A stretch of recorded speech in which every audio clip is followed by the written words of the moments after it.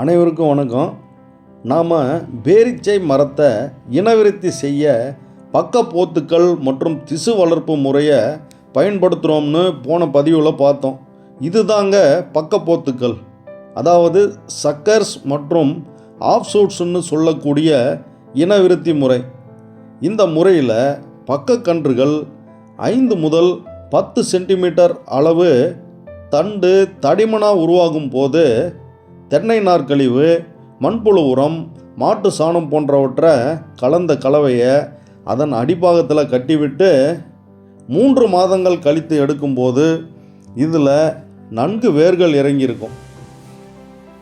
இந்த பக்கக்கன்றுகளை மிகவும் ஜாக்கிரதையாக பிரித்து எடுத்து பாலித்தீன் கவர்களில் மண் மற்றும் எரு கலவையை கலந்து நடவு செஞ்சு பின்னர் 2-3 ஆண்டுகள் நன்கு வளர்ந்த பின்னாடி எடுத்து நடவு செய்யும்போது விரைவில் பலன் கிடைக்கும். இந்த கன்றுகள் 10 to 20 கிலோ வரை எடை இருந்தால் வளர்ச்சி நன்றாக இருக்கும்.